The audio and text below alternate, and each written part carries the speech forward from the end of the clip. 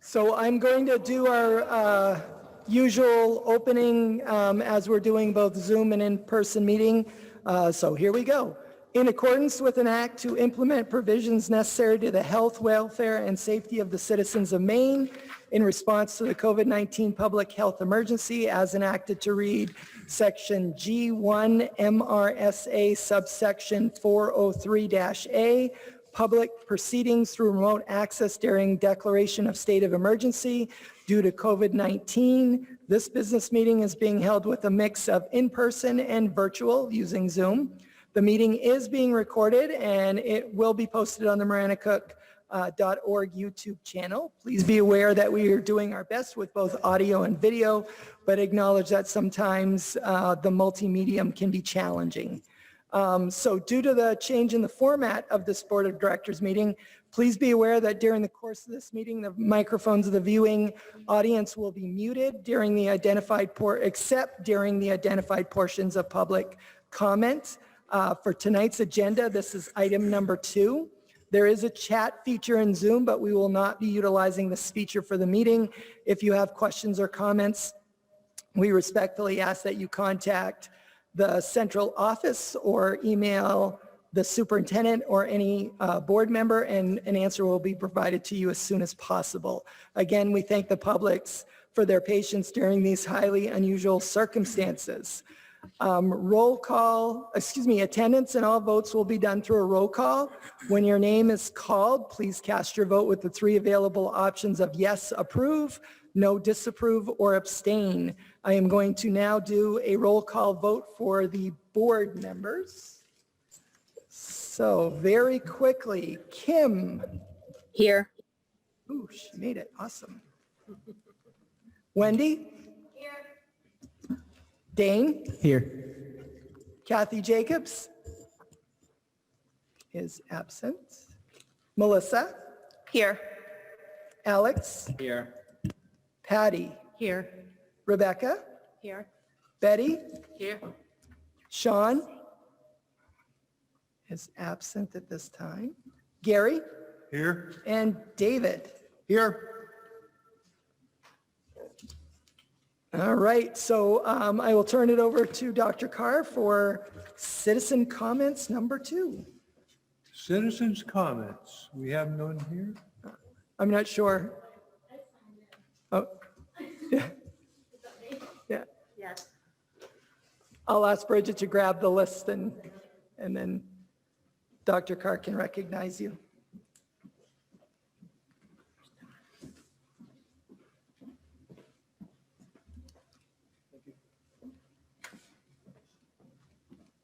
Tara Wicks.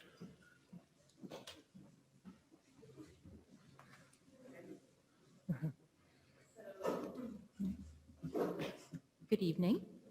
Is that good? I think so. It's actually Diane you want to check with to see if the at-home can hear. Doesn't sound like I'm on. So my name is Tara Wicks, and I am the school counselor at both Wayne and Mount Vernon Elementary School. And I wanted to come today because this happened at school today and share with you something that was pretty special. I have a little show and tell because I work with K through 5. Of course, you got to remember that. I was visiting with my pre-K teacher, and you know, I know a lot of work right now is really arduous. It's hard, it's exhausting, and something happened with her that was just really wonderful, and so I wanted to share it with you. So she, it's hard with the little guys to make their day fun. It really is. We've had to take away so much from them, and especially with the itty bitties, you know, kind of 4 through 7-year-olds, 8-year-olds, we can't have any physical contact with them. So it's really hard to play in a way that you would normally play with a small child. So this teacher was adamant about trying to get her kids outside as much as possible for lots of reasons, COVID being one of them, because we need to get out into the fresh air. So she did a donor's choice and came up with, for all her children, a set of yellow rock beans. And you have to imagine a 4-year-old in this and an I got to see them in this, so that's why it's so cool, and our frogs. So they can go out in all weather, and it's really, really awesome. And I show that to you because it's just a really cool thing and something good that's happening, but also to make the point that this happens not without a cost. It's really, really difficult on teachers to be doing their job now. I think more than anything or anyone, other than maybe medical profession, we are having to do our job in a different way than we're used to. We're just not doing it the same way. And it's really hard to go in day to day and always be feeling like you're not quite doing what you want to do, what you're trained to do. And it takes an emotional toll. And so as a counselor, I listen to a lot of people, and it's just hard. They're exhausted because they keep it together all day long for the kids, and they do things like this. And this is just one example. I have many if you care. So I really wanted to share that with you, and thank you for your time. And that's it. Thanks. I'm going to let the meeting go. Thank you very much. Thank you. Tara, sorry, hi. Would you, oh, yeah, okay. Hi. Can you take well, we maybe can't because of whatever the rules are with the pictures, but can you like send a little picture in an email of these kids in their frog suits? They are available, and so I would need to check on the media release. Yeah. That's possible. That would be awesome. And kudos to the teacher from us. That's so awesome. That cost is under COVID, right? No, that was actually done through a Donors Choose, which is a site that teachers don't sign up for, and somebody donates it, so. Yep. The suit and the shoes? That looks like suit and shoes, Donors Choose, yeah. Thank you. Do you want to check if there's anyone online that wants to see? Anybody online? Gary, were you asking, did you like to have one for yourself?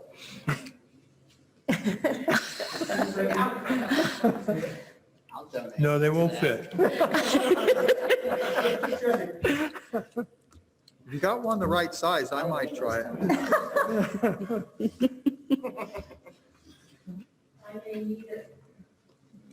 I may need it to do intakes at the food pantry this winter. Yeah. It's been tricky. We're on to number 3. Okay. Any additions to the agenda by the board or the superintendent? Go ahead. I just have a really quick thing. Maybe you guys already all heard this, but Steve DeAngelis is a ski coach here, Nordic ski coach, and he just got recognized as a National Coach of the Year, one of 2. This was it for 2019, and both are from Maine, but he is from here, and it is so awesome that he just got this national coaching recognition. So I just wanted to say congratulations and make sure everybody knew about that. Thank you. Thank you very much.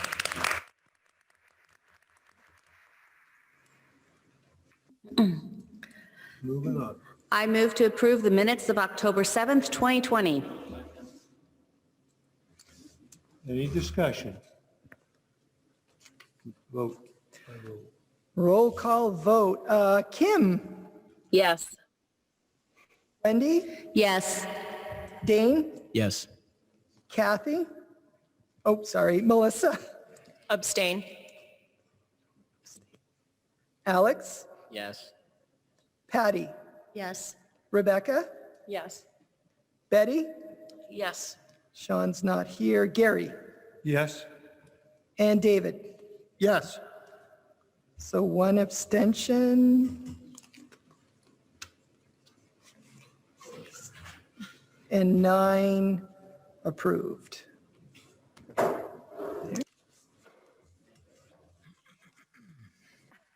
Jeez. You just want to sing. You just want to sing and be like, Paul. Next item.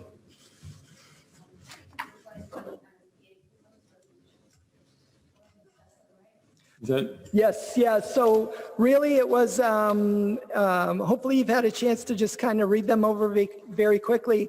But the idea is to be able to give, I know Kathy's not here tonight, but we'll take some really good notes and just make sure that Kathy, or if it ends up being Gary, because Gary's the alternate, what the pleasure of the board is around these particular initiatives that Maine School Board Association is putting forward, and these will be discussed at the conference on the Friday, which is, I want to say the 30th, if I've got the 30th right or day. 31st? Yes, yeah. So it'll be on Friday at 2:30, I believe, is when they have the resolutions meeting. So I don't know if you guys want to talk about any of these in any depth, or if you want a couple minutes to review before the discussion ensues. And in general, I just think, Gary, like in this particular case, Gary is here, but he can communicate it to Kathy. Just generally, what is the board's position? Are they looking to support this or not support this when it comes to that meeting time? so what generally happens when I've been at these meetings in this here class, there's a difference between the north and the south of Maine. And it shows up in this meeting. And so even though there's a vote taken, the South has a more larger footprint as far as people. And with that, they sort of rule the roost up there. It's the way to put it, I guess. Well, I would support the distance learning plan. And if you need a motion, I would make a No, motion we that just we need to support, know. We don't need a motion. that we support that. Okay? Especially the funding for online learning should be part of the school funding formula.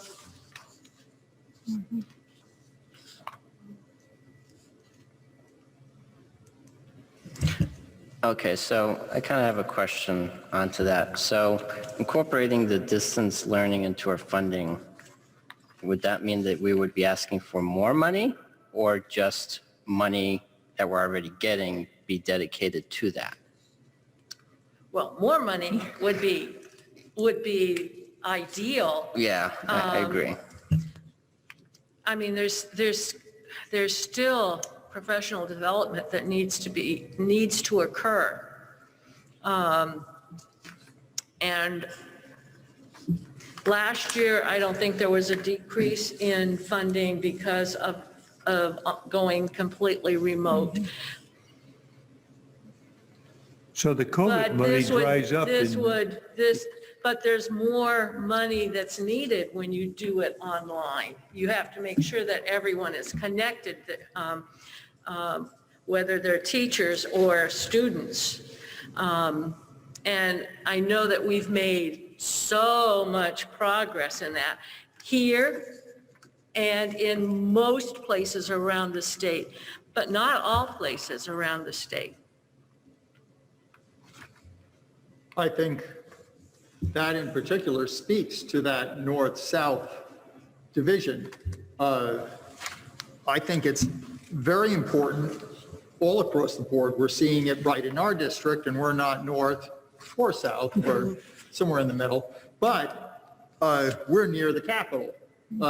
Whereas for our northern family, they're way out there and they need it even more than we do. But we need it all around, as has been exacerbated or emphasized by this COVID situation. It would have helped before. And I also like the building stronger family support because we're having trouble with children failing, and we need family support. I believe most people will agree with me, the records show that all across the board, the more family support there is for a child, the more likely they're going to succeed no matter where they are, whether they're homeschooling, in a private school, in a public school. That makes such a difference. So the more we can help parents support these children, whether they're high achievers or we're trying to get them off of the bottom. Supporting the family involvement would benefit everybody. As long as we're not asking the parents to take the place of the whole educational process during these remote times. I mean, like Wednesdays? And that goes to more professional development for online learning. We can talk to Wednesdays, or we can talk to across the board. Many of them are getting socked with having a lot they have to do to try and keep this going. Yeah, I And know. again, going right back to the reason they're going for this is that the students that have the parents that can do it are going to do better. And the ones that the parents can't or just don't have can't, period, are going to be hurt. And we want the teachers, the administration, the whole system to be supporting everybody, whether we're in a COVID crisis or we're just in regular school. Not only that, Mount Vernon is the one that needs services more than anybody for telecommunications. I just wanted to piggyback on what David just said. And the language of this proposal is just, I like the language of this about building stronger families, the goal to identify the needs of both adults and children in the household and connect them to the appropriate services. It's not, to me, that means looking at what different families and different communities need and helping to meet the needs. It doesn't mean being the only party to meet the need, nor does it mean they will fix it themselves. It's like, we'll see what everybody needs and work on it together. I like that a lot. One of the things I worry about this is that the COVID money that I'm aware of all dries up December 31st. And I doubt if there's going to be any money after that because of the federal government not funding the Maine. It's how, it all comes trickling down and we all pay for it. That's how it gets done. Jay, Kim would like to speak. Oh, okay.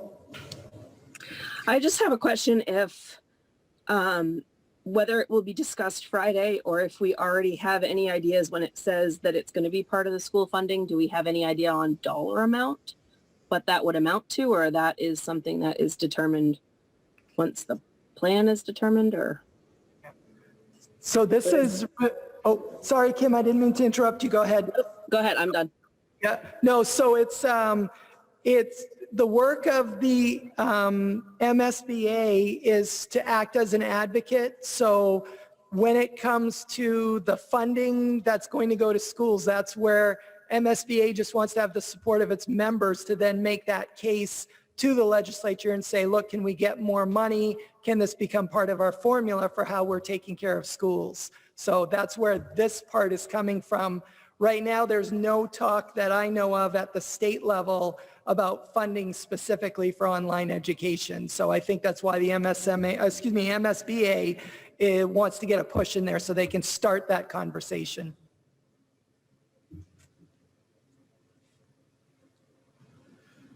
The other thing I noticed is that during the day, just to know that kids must be on the line, because I go down to one bar and sometimes no bar where I live, and I got a feeling you have bars all the time, David. More often. Yeah, but up where I live, we never get above 2, and we're down to 1. 0, huh? Yeah. So, okay, the next item was family support for education, which I think we discussed just now. Hey, Jay, quick question. So for this one, we are kind of already doing similar things at Marana Cook already? Yes. Yes. Okay. So this would just be supporting what we're already doing. Yep. All right. Yep. So everybody's in favor of that second one? Okay, we'll put support. Okay. Third item is equity in education, the new buzzword. Well, I call it what it is. Definitely not new. Definitely not new, just saying. Well, it's being used on everything that I receive. How's that sound? Great. Whether it's new or not. I don't see anything wrong with that. You support it? Cool. Okay. And board meeting remote participation. Absolutely, I'd say.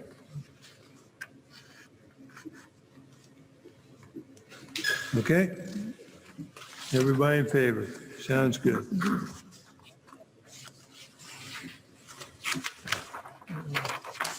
Thing, COVID virus relief fund. Jay? So I wanted to just give you guys an update so that you would know where we are. With it, we had the CARES Act we talked about way back kind of at the beginning. That was about a little over 159,000. The Corona Relief Fund number 1 happened right at the beginning of the school year. That one got approved, and just today at about 12:15 p.m. today, we got approved for our second Corona Relief Fund number 2, which was for a little over $942,000. The catch, as Dr. Carr kind of alluded to, is that money's got to be spent by December 30th. Whatever is not spent is going to go back to the federal government. It's all federal funds for Corona Relief number 1 and number 2. So I did review with the Facilities Committee kind of everything that was in those 2 grants so that they kind of have an understanding. Just in general terms, this time around, we looked at some student transportation, a minivan for student transportation, food service panel van. One of the big things that we're doing is an ion filtration system in the schools, and that'll be in every building. So that's a big chunk of what we asked for, and we had to get the order in like ASAP. So the order has actually been put in, and they've, I believe it's Siemens that's going to be doing the work, and they've promised that we'll have it done by December 30th. So we're good with that. Then there's various other small things like washer dryers so that we can clean. Simple things like microfiber cloths. We have plexiglass to divide up some teachers, and you need, student workstations, and you actually need to clean them with a microfiber cloth, because if you use a paper towel, it can actually scratch it and it gets cloudy and filmy. So there was a lot of little things that we did that then we found out other things that need to happen. We also looked at adding some cameras in at the elementary schools as another kind of big thing, and a big push on technology depending on what we can get. Technology is hard to come by, but again, if we can partner with a company, we'll let them know that they need to have it delivered by December 30th so that we can get those funds going forward. In the first round, there were some positions in there, but again, those will run out come December 30th. So we were very careful about positions, especially the second time around, because we didn't want to be on the hook going forward for it. So we kind of did that. I saw I think it was Patty's hand popped up. So any questions, of course. I just had a question about how it was decided that the new money, I understand it needs to get spent really fast, but how is it decided that it was going to be spent on those things versus like what we just were talking about with remote learning stuff, or like, how do we know it's facilities things? There's a lot of stuff technology-wise, like document cameras and other things like that are put in this grant for remote learning. We actually put in for this grant to help with remote board meetings, a setup. Bill's basically using his own equipment right now, so getting school equipment and having that would probably facilitate being able to set up board meetings. I mean, Bill and Diane both are here about an hour and a half to 2 hours before, just setting up so that our home audience can see everything right now. So it's a pretty big undertaking. So we worked with administrators, the food service director, transportation. Then I brought that ran it through facilities. And it was like whoever I could get a hold of, give me input so that we can figure out that we're making smart choices. One of the things that we ourselves battled was trying to spend this too quickly and not making smart choices with it. So we revised. Be very honest, I actually put it was due last Thursday, and I only put it in at 4:20 because we were still revising it right up until, and we would put things in and then take them out just because we were trying to look at what's smart here. But that is one of the things that, in talking with superintendents across the state, they've been very vocal about, especially with their legislative leaders, is the idea that they gave us this money, but you're forcing us to use it very, very quickly. And sometimes we're rushing, and we don't even know if we can get all those things in place by December 30. That's the other thing as well. So it feels like a catch-22 that we can't win right now because of the way they set this up. So I was talking to Eileen King, and not many states actually did this. A lot of states, when they got their Corona Relief Fund, stayed at the state level. The fact that the state actually said, we're going to give some money to the schools, that's unusual. That didn't happen in every state. So, we are grateful for that, but it is a rushed, flawed system. We've got 3 different grants, and we have to report out basically 3 different ways, and we had to apply 3 different ways. So it's, they're trying to constantly adjust it, but it is one of those things that I'm very cognizant of. We're using taxpayer money, so we do want to make as smart decisions as we can. So those are good questions. Well, and I guess I'm not sure I asked it the way that I was meaning, because what I really was wondering was, is there any part of any of these 3 grants that's going to be used for teaching and learning and curriculum stuff Yes. versus facility stuff? Yes, And I know we need the facility absolutely. stuff Yes, for safety, yeah. but Like our Dreambox, Lexia, we have, I think it's Raz Plus in here, and then a few other things. The SEL curriculum, the social emotional curriculum, that came from the grant. So there are curriculum pieces in here. The second round, there's not nearly as much just because of time. So, but we will have a chance to revise. So we are still taking suggestions because we will have a chance to revise. So, which is really good as well. Bridget, I don't know if you want to add Go ahead, anything, if Dick. I've missed anything. I don't mean to put you on the spot, so.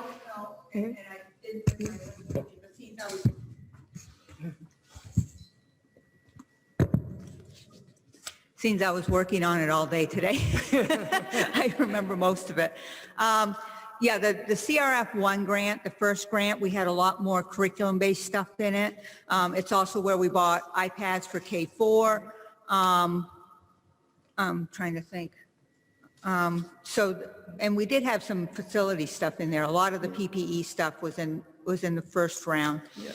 CRF2 does have, we put in for a document camera for every teacher and every administrator.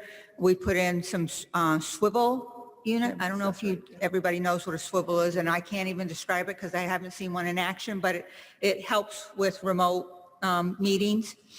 Like Jay said, we did put in for broadcast equipment. We put in for keyboards for iPads for 3 and 4 because they have to have testing. And so they'll need instruction there. Headsets for students.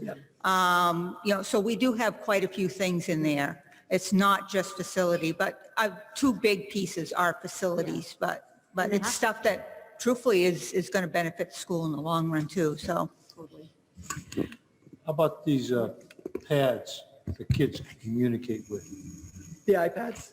Not the iPads, but where there's poor service, like Mount Vernon. Oh, yes, like the hotspots, you mean? Right. Yes, yep. And CRF1, yes. So we got enough of them that Mount Yeah. Vernon will be up to par? Well, whoever, if they ask for it, that's the thing. They need to let us know they need it, so that way we can make sure that they have what they need, so. Go ahead. Oh, Dean. Wait. Which, go ahead, Dave. I'm fine either way. Although, but part of that Corona Relief Fund, does it include staff at all, or like phys ed? No, there's no staff positions in Corona Relief 2. What about food, like lunch? No, No? no. Oh, no, no, I have to back up and say we do have some food service equipment Okay. to help deliver food as well, because we were having some issues with that. Thank you, I missed that. You're right. Is the district planning on hiring another phys ed teacher for elementary schools, or? Not at this time, but it's certainly something we can talk about come regular budget time. Right. Yeah. Just, I mean, phys ed once every other week for elementary school students seems a little, Yeah.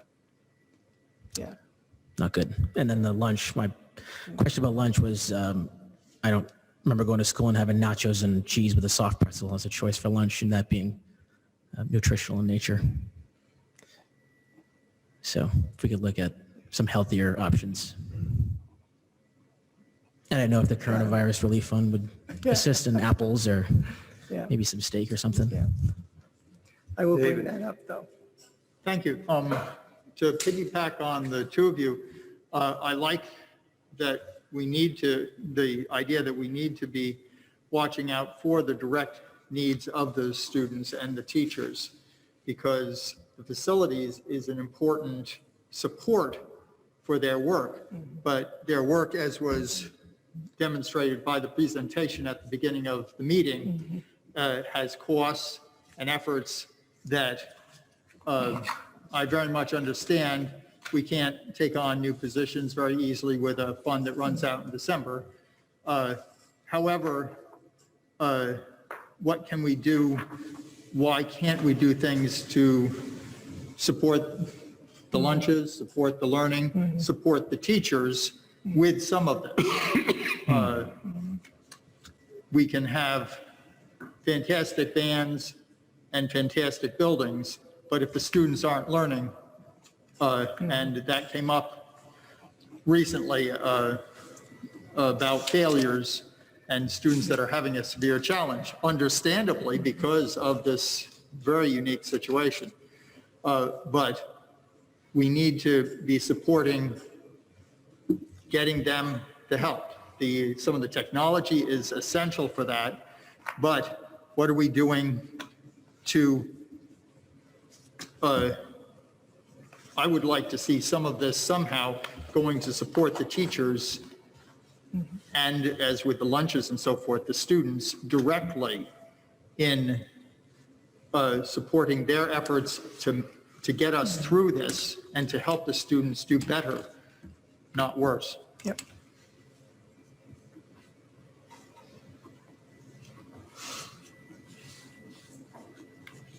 Go ahead, Betty. Were you able to get or order, whether you'll get them or not, but the headsets with the microphones to help with teachers who are doing half remote, half in class, so that those at home are getting a good quality sound? Yep, that's what we're working on, Okay. is making that order, so. Okay, Like great. I said, we heard it today, so we will be working quickly over the next couple days, because we won't have much time to be able Great. to get orders in and get stuff delivered, so. yeah. Great. Yeah, If it's not delivered by the 31st, you don't get paid. yeah.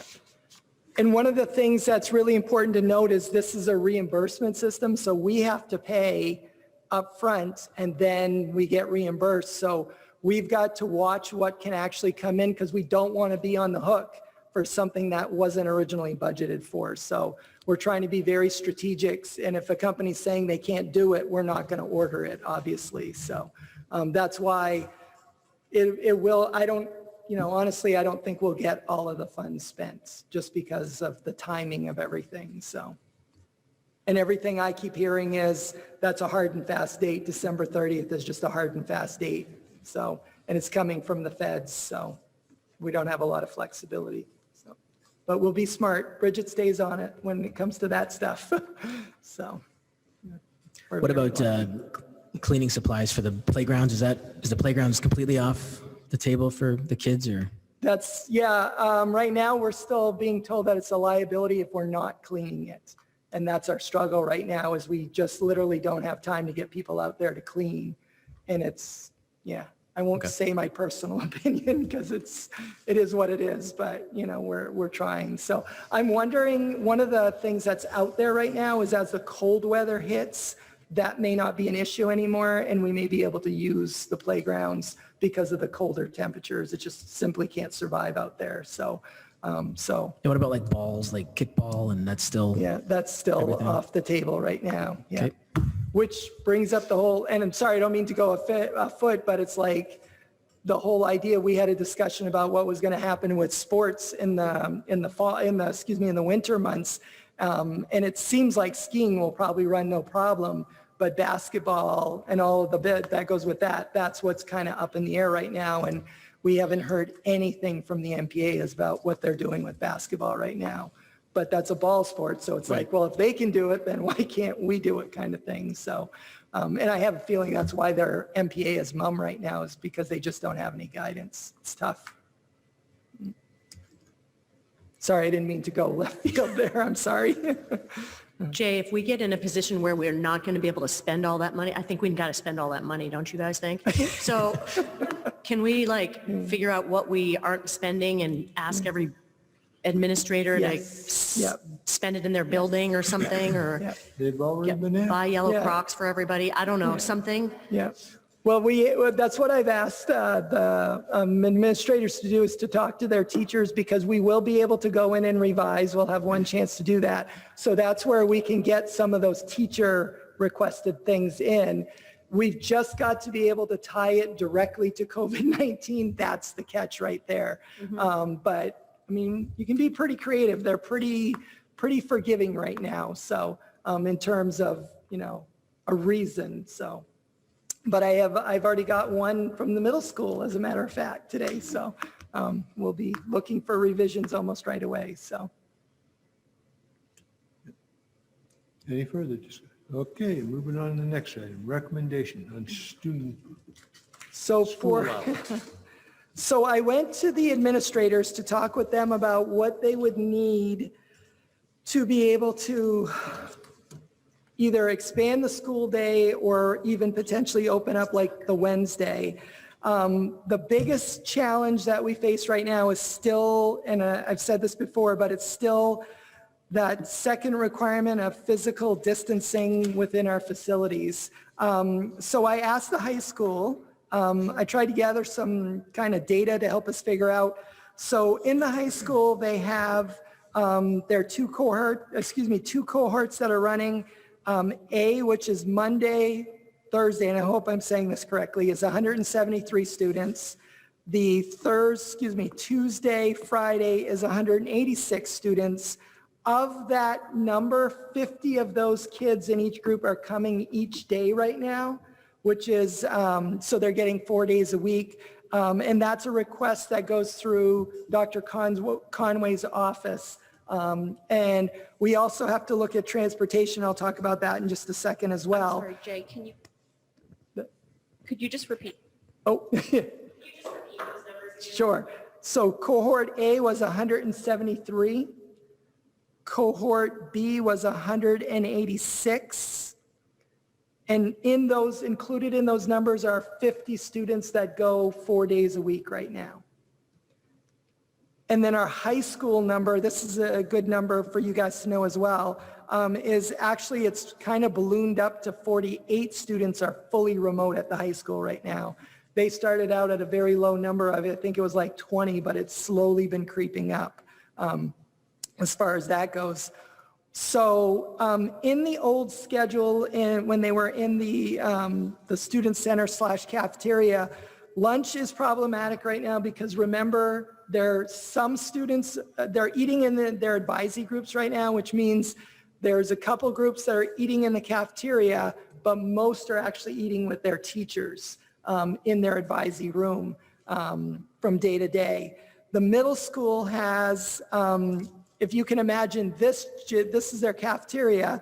They normally would have 281 students, and it gets split in half for a lunch A and a lunch B. So if you can imagine about 140-ish kids down here, it's fantastic, but you can't do 140 kids down here doing the spacing that they're requiring, obviously. So again, they're eating with their advisors in their rooms right now, as far as that goes. So one of if we were to go to the, like, especially at the middle school, because they've got the biggest population right now at any one time, in talking with Kristen, one of the things she said that was, if I need to do that, then if we go to full time, then we're not going to have teachers, we're going to have to give teachers their 25-minute duty-free lunch and go back to a regular kind of rotation.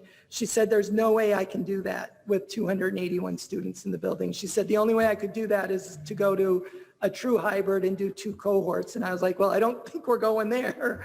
But she really, like, she was very honest with me and said, there's just no way I can pull that off with that many students in the building at lunchtime. So one of the things I want to impress upon people is the kind of sacrifice that teachers have made to get us up and running, and the fact that they're waiting until after kids are gone to have their 25-minute duty-free lunch. So it really is a challenge for them, to get through that day. The only school that's running regular lunch right now, and it looks normal, is Wayne, and that's because you've got 55 students there. So they're actually able to do their normal lunch. K1 and 2 eat first lunch, and then 3, 4, 5 eat second lunch. They're actually kind of look normal. Even at Mount Vernon, which has 79 students, they're still having to put some students in classrooms, especially they have grades, I think it's 4 and 5 have particularly big classes in Mount Vernon. So they're actually splitting. Some go to the cafeteria, some stay in the classroom to eat. So they get that 6-foot distance, and that makes it really, really tough for the teachers, because you have to have that constant supervision there again. How many, Going from there. Yeah, go ahead. who is monitoring the lunches when the middle school, like when middle school's in here? Yeah. it two Usually teachers they or- have 2 to 3 teachers that are on duty in kind of the old system. It would be 2 to 3 teachers that are down here monitoring that. Usually either Kristen or her dean of students, one or the other was also down here. So about 4 people usually were down here. And then the next lunch they just switch? And I they mean, switch, another right? It'd be 4 different teachers, and you'd have How many another teachers are group in the entire building? And you had to ask me that. How many teachers? Or all staff that would be I would eligible? say it must be 20-ish. I'm going to say around 20, and that's off the top of my head. I can get that. And that's staff like number support to staff, you. ed techs, Yeah. library Well, techs? no, everything? with support staff, it would be more than that, because we've got the special needs room. But those ed techs have different schedules. They don't always eat when Right. everybody else eats because of their assignments. Okay. Yeah. That's a good question. Just curious if there was Yeah. a way to have 30 teachers somehow make a rotation for Yeah. multiple lunches. Yeah. So it's a logistical nightmare is really what it is right now. The other thing that I wanted to point out to you guys is I've been working with Julie Greenleaf, the bus transportation director, and I asked her today to give me a list. Like on our buses right now, we're doing 1 student per seat, and if they're family members, we let them sit together. So there could be 2. So typically that runs somewhere between 24 to 30-ish students on a bus at any given time. So I said, well, could you give me a rundown of what, like how many open seats you have on the bus right now? Because if you've seen, like, I know Manchester Elementary School, here at the middle school, high school, when you see the dismissal that's going on, you realize how many parents are really picking students up. It's pretty incredible right now, because we'd be in a lot of trouble busing wise if we didn't have parental help at this point. Parents have been fantastic. So in the Manchester area, there are 4 buses that run. 2 of them are completely full. 1 of them has 1 seat left open on it. And the 4th bus has 4 seats open at this point. So what Julie typically does is if there's a change, we ask them to call the transportation director. then she'll will communicate with the schools and the parents so that we can find out when they're on the bus and what seat they're assigned to and all that kind of stuff. Mount Vernon has 2 buses that run out there, and they have two on one bus, 2 seats left, and on another bus, they actually have 8 seats left. So Mount Vernon is our most open bus right now, just so that you guys know. Reed Field has 4 buses. One of them is completely full. One has 1 seat, one has 2 seats, and one has 4 seats open. And interestingly, Wayne has 2 buses, or excuse me, 2 buses also, and both of their buses are full out in Wayne. So that's kind of where we are. If we had to, I know Dr. Conway and I have been having conversations for a couple of weeks now. He's been talking about the possibility of bringing all freshmen into the high school. And one of our biggest challenges is finding them spaces on the bus to be able to get them here 4 days a week. It's really tough. So of those 50 students that currently come every day, there are some that ride a bus 2 days and the parents transport 2 days. So we've had to kind of do a balancing act when it comes to that. So it still continues to be a challenge. And then of course, she's got like checklists that she's using so we know if they rode the bus and if they're not riding. And she makes a lot of phone calls to be able to find out if people are changing busing, if they're still using it, et cetera.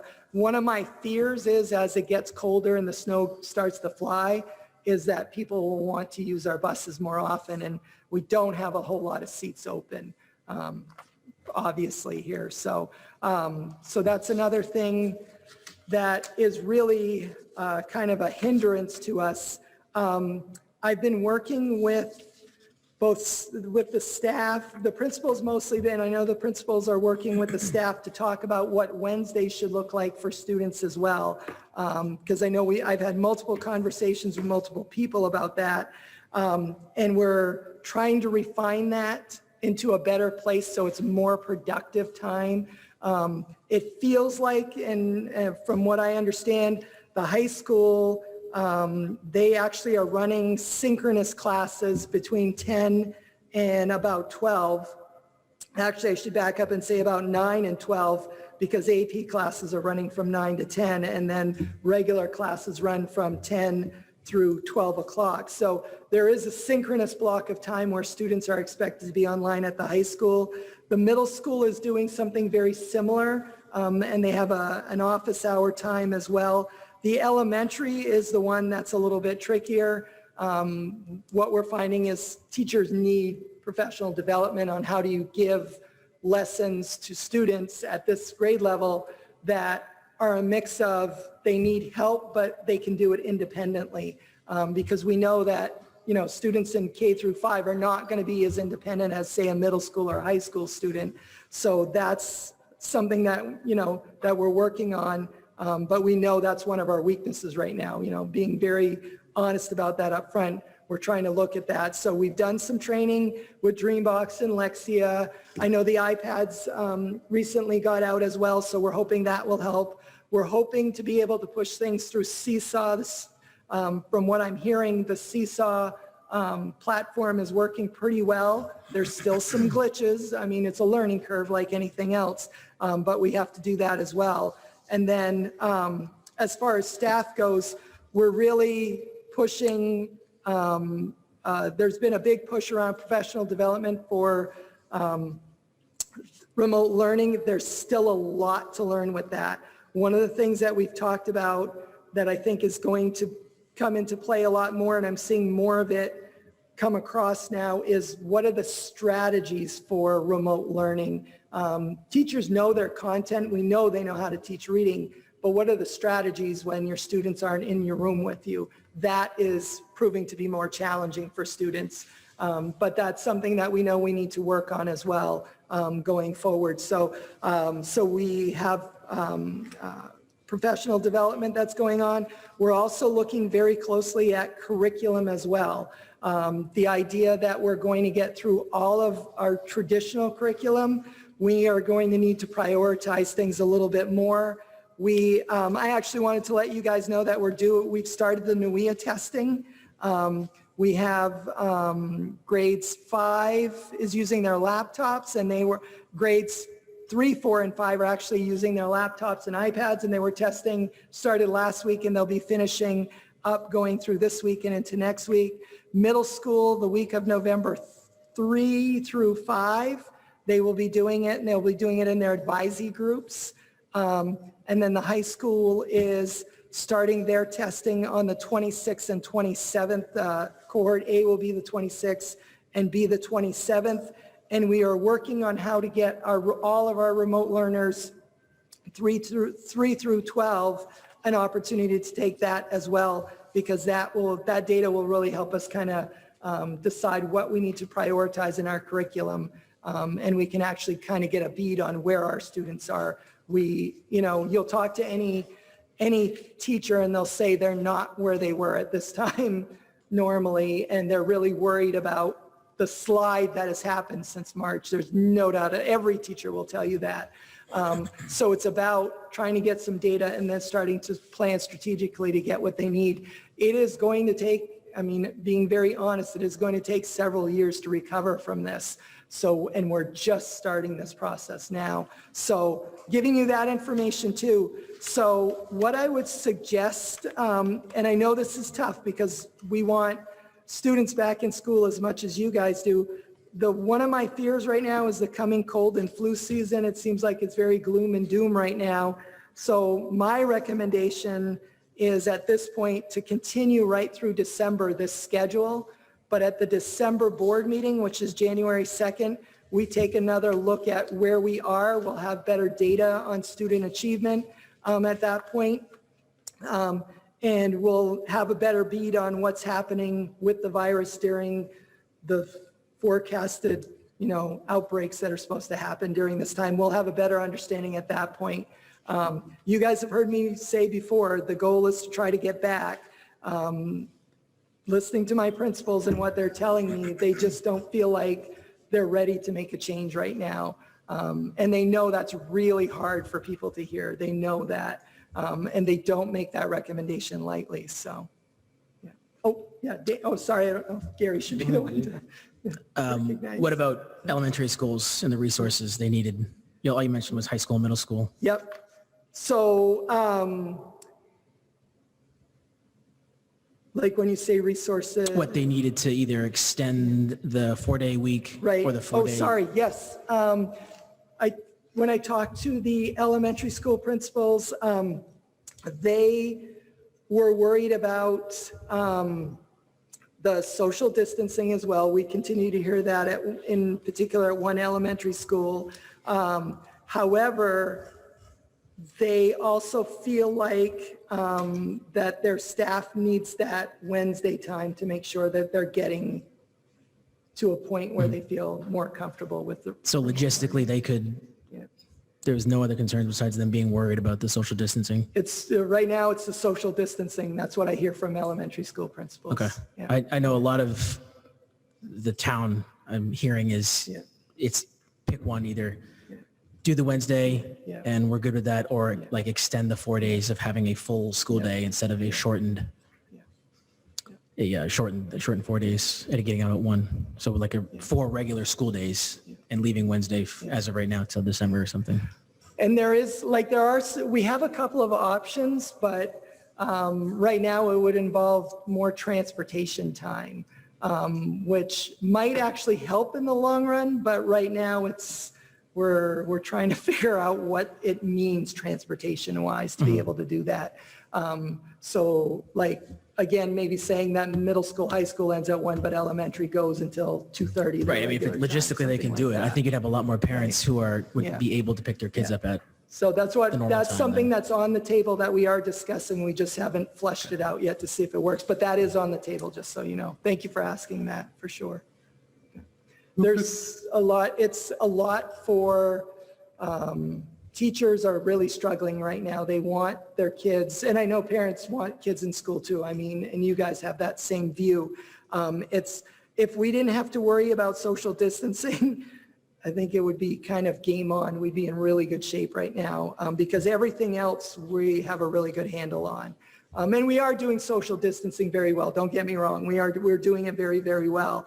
It's just if that could get relaxed a little bit, that's a game changer for us because all the other pieces are in place. So Who picks the 50 people for the high school? the parents will call and make a request to Dr. Conway, and Dr. Conway talks to guidance and then the classroom teachers as well for that. And they've tried to prioritize students with special needs, 504 plans.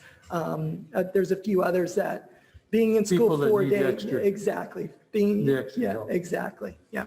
So the other thing is, the kids that are not on remote, Yeah. that don't actually pick up their Yes. computer, Yes. Yeah. are they minimal or large? Actually, I was talking to Dr. Conway, I think it was Monday, we were talking about it. The high school has about 95% attendance right now. They have until 2 o'clock to get their attendance in. So they're doing it by period, but because some students may join in later or earlier and all that kind of stuff, they take it. So they're at about 95%. And I trust that Dr. Conway's saying that that's going really well. The middle school and elementary schools, obviously kiddos are in school, so it's really good. They have very few, I guess, truancy. I'll have truancy for you guys next month. We do have, and I'm talking off the top of my head, so I may not have the exact numbers. I believe we have 1 at the middle school, and it's either 3 or 4 at the high school right now. And those really speak to what you just said, Gary, students who are just not kind of engaging at all for whatever reason. So, yeah, so that's kind of where we are there as far as that goes. So, and the elementary students, I spoke with Amy Tucker today, and we're getting there. It's taking a while to get it up and running, but she is doing a really good job getting it up and running. And if I remember right, we're up to, it's either 52 or 54 right now at the elementary schools. So there's been a little bit of movement, so. Yeah. But Amy is doing a really good job of getting plans out to parents through Seesaw so that they can begin to work with them. So Amy's had to take on a lot very quickly, so she's done a fantastic job. Luckily, she knows our curriculum. Any further discussions? Yes. Oh, is Kim waving? Yes, she is. I'm just confused, and maybe I missed it because I am at home, and look, I won't deny it that it's easier to get distracted.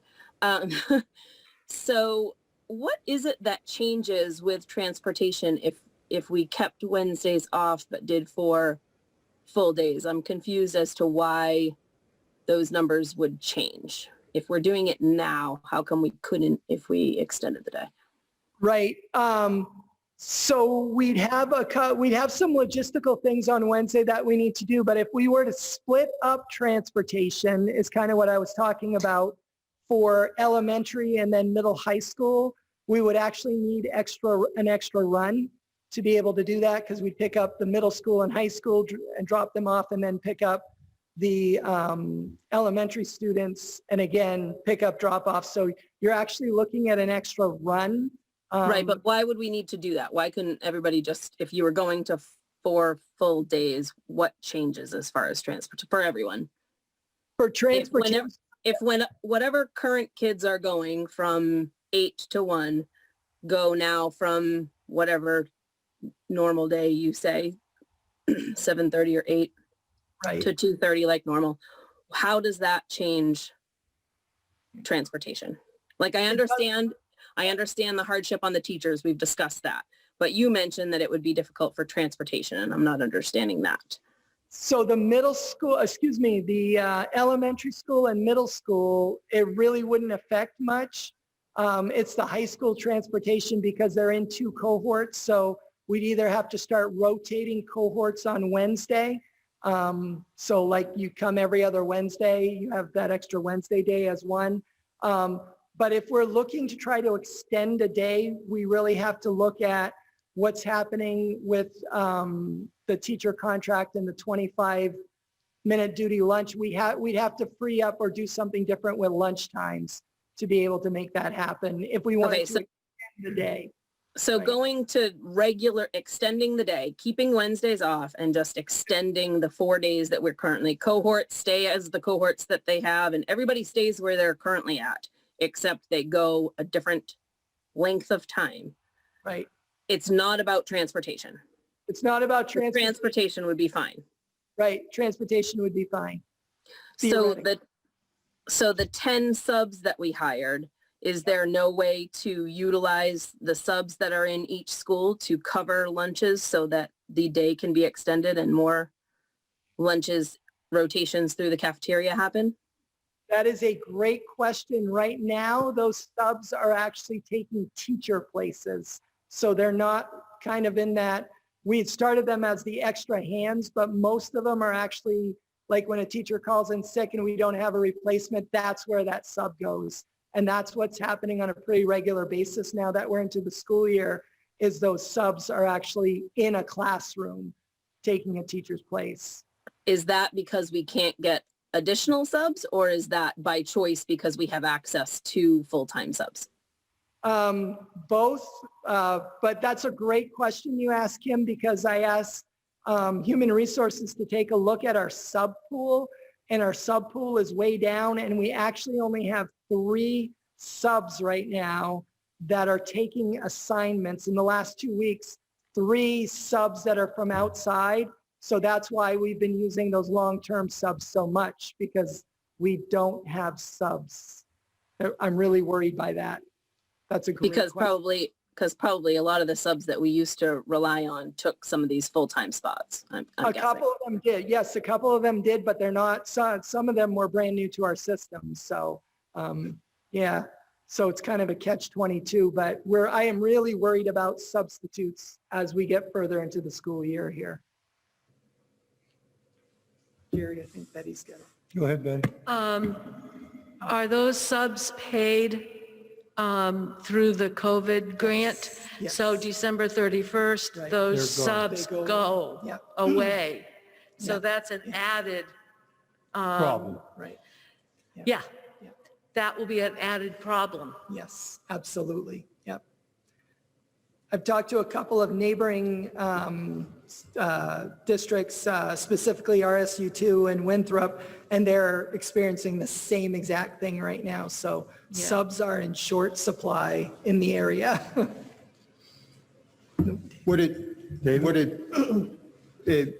I have no idea, but finances and HR would probably know best. Would it be in our interest, because even before COVID, there was a substitute problem or shortage? Would it be in our interest to use the budget somehow, or to budget somehow to start having full-time subs available? Because as demonstrated, they're being used. And that happens in regular school years, much less, even more in a situation like this. Change our substitute, how we manage that in some way. We definitely can do that. I think that's a good suggestion. We can take a look at that and bring that back to you guys for sure. That's a really good suggestion. Could we ask the administrators to maybe present like some type of a schedule that Sure. they could, not for the students, but a lunch rotation that we could look at, Sure. if that makes sense? Yeah, no, I get what you're saying. Kind of I'll actually develop- have that for the December 2 meeting, if that works for you. Sooner would be better, but Okay, I'll see what I can get. I'll see what I can do then. That works. I think a lot of the parents they're either extend the school day or 5 days. This is a huge, I understand it's a burden on the teachers. I'm married to a teacher, but it's a huge burden on the parents Yeah. who also is a teacher, who's also teaching her kids. And I'm sure that goes around Kennebec County, state, country. Yeah. So Yeah. No, I'll see if I can get it on in November then. Sorry. I apologize, Dean. I know that there are a lot of people who want the kids to come back sooner for a full day, but I think we need to be very careful at this time. The last thing that we want to do is add more, number one, add more to teachers, add more to the possibility of spreading the virus faster now that we are inside more, and we just need to get a good compass on what's going to happen. There are so many ifs out there. I would hate for us to move so quickly that we end up shooting ourselves in the foot because of it.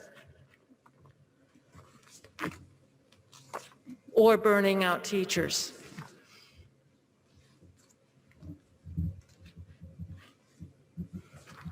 The other thing that everybody needs to understand is we are already told that we're going to be down 10% on our budget from the state next year.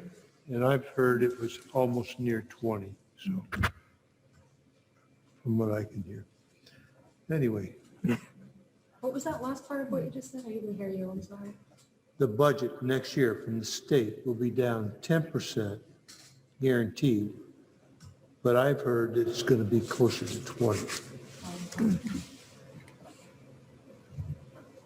So if you add people, that's coming out of local taxes.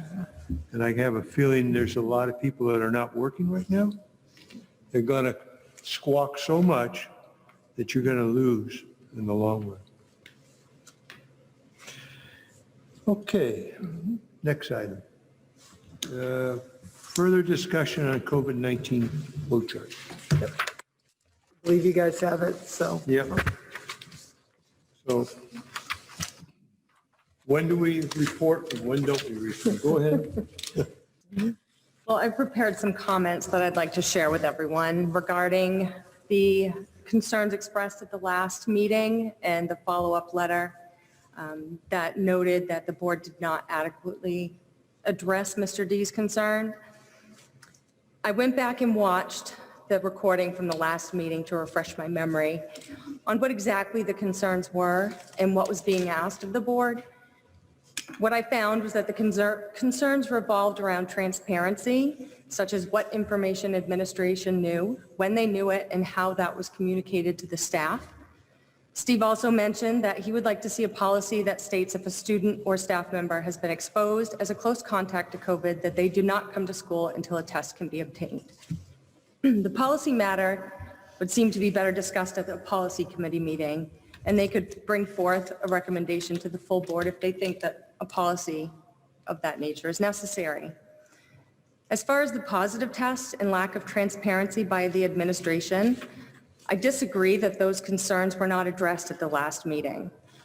Jay explained during his presentation of the flow chart for the notification of a positive COVID case that once the school has been notified of a positive case, whether it's by the individual or the CDC, the school nurse is the point person regarding communication, and the nurse will assist the CDC with the investigation. He explained that close contacts to the positive or probable positive case will be determined and notified by the school nurse, and that they will receive a follow-up call from the CDC, a process that could take a couple of days. It's my understanding, and Jay can correct me if I'm wrong, that he cannot notify the school community or other staff until all the close contacts have been determined, notified, and then contacted by the CDC. This process may not be ideal or acceptable for those who would like the information as soon as it's available to the administration. And I recognize that word travels fast in a small town. So when an individual has been notified they're a close contact, it has the ability to get around very quickly. Just like that game of telephone that I used to play as a kid, where the information goes around the circle, sometimes it can get skewed by the time it gets to the other side. Tools available today, such as social media and text messages, can complicate this issue, as rumors have the potential to spread at an alarming rate. Jay has proven to be diligent about learning and following the guidelines in place, and has been on top of any changes to those guidelines, which in some cases have come out daily.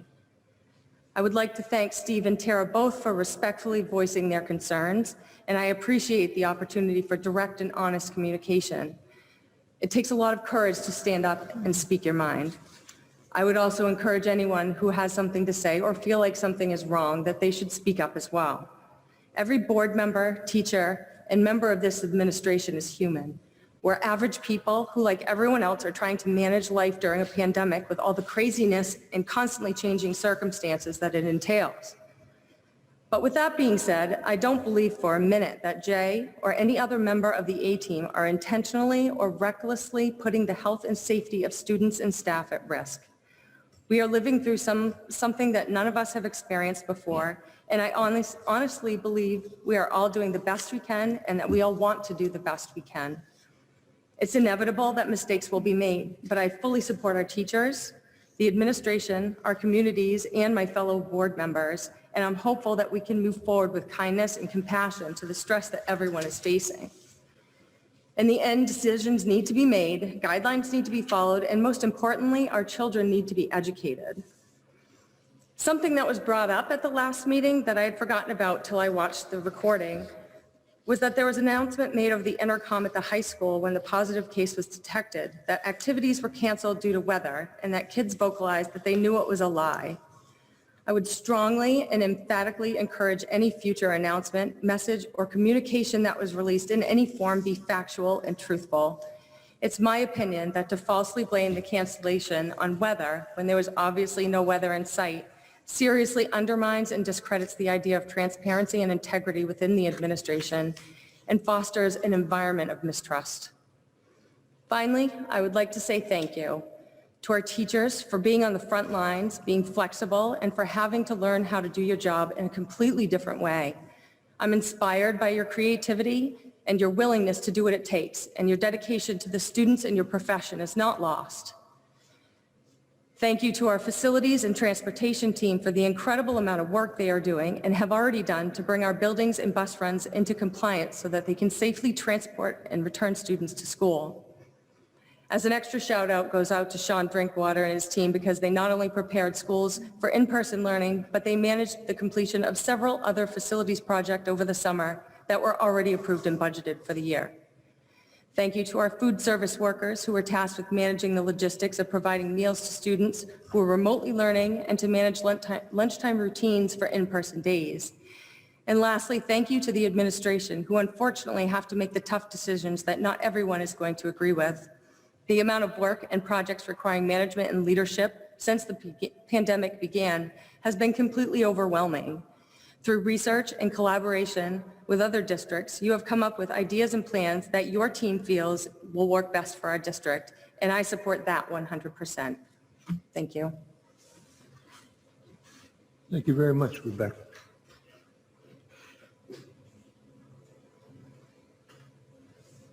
Is there any questions? Kim would I like to think speak. Kim's, yeah, does Kim have her hand up? Yes, Go she ahead, does. Kim. I did. First, I would agree with everything that Rebecca said. Very well put. I definitely don't have anything nearly well planned. Just would like to add, my understanding as part of Mr. D's request was not in regards to once the positive case was identified as actually positive. He referred to the Thursday prior, and I don't know any of this accuracy. I personally, as a parent, thought we did a tremendous job and felt very lucky that we didn't have any additional cases that ended up coming up. However, it appears, and again, it very well could be rumors like Rebecca addressed, but that perhaps there was an inkling of a person who had been in close contact with an already positive person. And although I don't know FERPA or HIPAA laws well, I fully admit that. I did speak to a couple people in the medical profession just asking if a very generic, because it was a Thursday before, I think Mr. D referenced, if you were going to visit older parents, for example, or someone who was compromised, if just a general statement had been made that a member of the community was a close contact with someone who had tested positive recently. So if you happen to be, or keep that in mind if you are going to be visiting anyone that may be compromised this weekend. I don't think that violates any FERPA or HIPAA laws, since you're not mentioning any names or any families, or even whether it's a student or a teacher, or whether it happened at the high school or the middle school or the elementary school. It's just saying in general, FYI, someone within the community has had a positive case. We may have had someone who is a close contact to that positive, and therefore take that into consideration when you're making your plans. It's very generic. It's not violating anybody's privacy in any way. I don't know if that's the right way to approach it. As someone who, obviously probably everyone has someone who is compromised in some way. And if as a teacher, I was making that effort to come in every day, whether I myself am compromised or have people who are close to me that are compromised, just to know that maybe I should rethink my plans, because it could happen, and further details would obviously come out later based on this flow chart that we have here that's very specific. Then maybe I would just choose to wait and see what happens. Maybe it was me, maybe it wasn't, but at least I would know.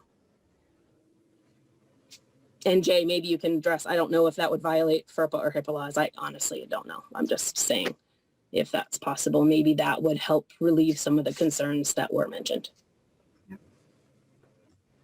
No, I get what you're saying about a community letter, and that does make sense.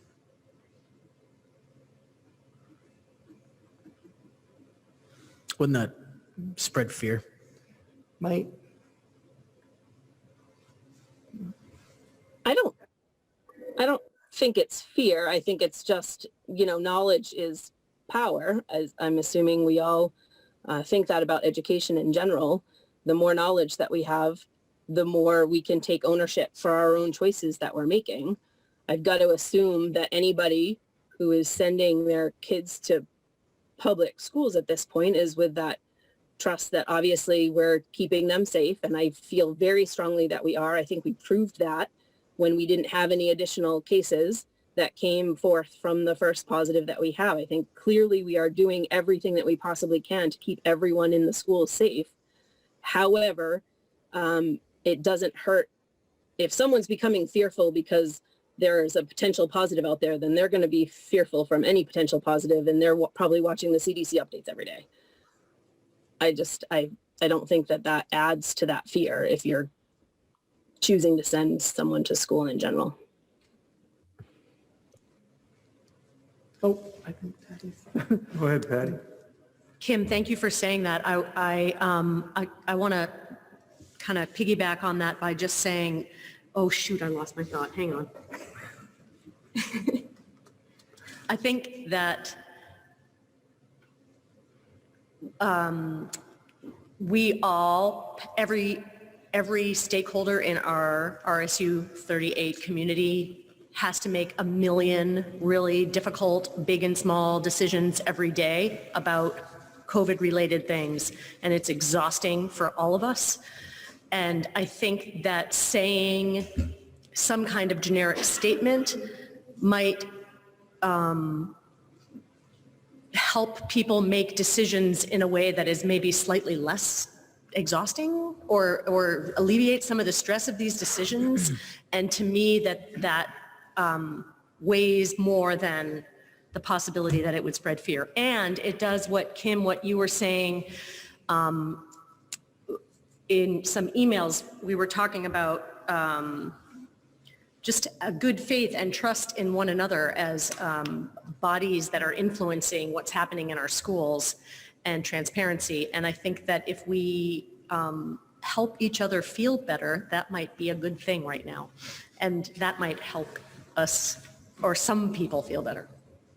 So if it's not against FERPA and HIPAA, that was going to be my question, because it seems like it wasn't about if there's a positive case, it's if there was somebody exposed to someone else who had a positive case, because this flow chart is super clear, but it seems like there's this or I thought there was a confusing and gray area with FERPA and HIPAA about that. And that was going to be my question too. So are you saying, Jay, that it is possible to have, if there were, hopefully there won't be, but if there were to be a situation where someone we know, or you know, someone was exposed to someone, not that that person has tested positive, but if there was exposure, is there the possibility to send out some kind of brief blurb like Kim just described? Right.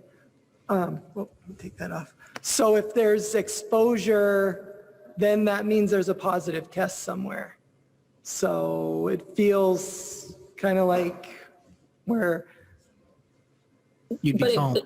it's not a positive within the school itself. It's a positive. So I'll use the same example that I used at the last meeting, which is if I personally had tested positive, therefore my kid, obviously living with me, has been exposed to me. And so knowing that if my kid had been to school and had been exposed to me who has already tested positive, it's just that generic statement. It wasn't, obviously I'm not at the school, so it's not about an actual school person. I am a member of the community, and very generically, someone within the school's community may have been in contact with someone who they haven't tested positive themselves, but they have been in contact with someone who has tested positive. So it's not actually it wouldn't follow the flow chart because I'm the positive case, and therefore you'd follow the flow chart because it was me. Or if it ended up being my kid, you'd follow the flow chart because it was my kid. But in this case, it's just that generic, hey, if you're planning on seeing, there was, someone within the community, whether it was not saying what even grade level it is, just someone out there amongst the however many hundred students that we have was exposed to someone who had tested positive, and we're waiting on results, and certainly we'll follow the positive flow chart if that were to happen. If not, you won't hear another word about it. Carry on with your normal practices. But yeah. I mean, that's all that all hinges on that we actually get that information.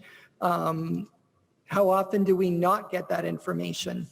oh, for sure. Look, if you don't get the information, look, we can't do anything about anything that we don't hear about, obviously.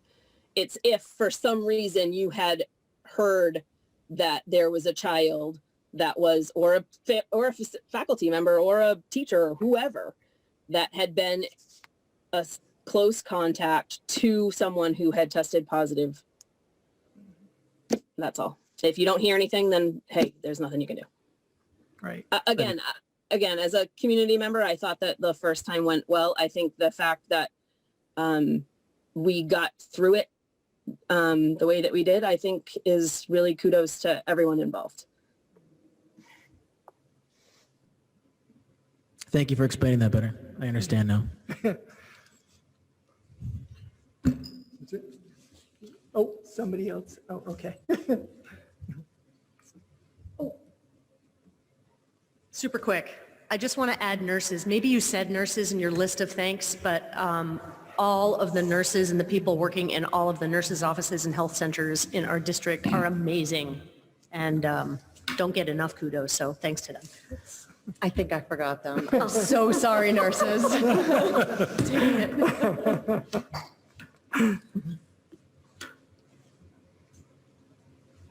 So with that, a positive good note is that tomorrow my wife gives plasma again to help out 2 other individuals. So there are people in this community that help others. With that, adjourned.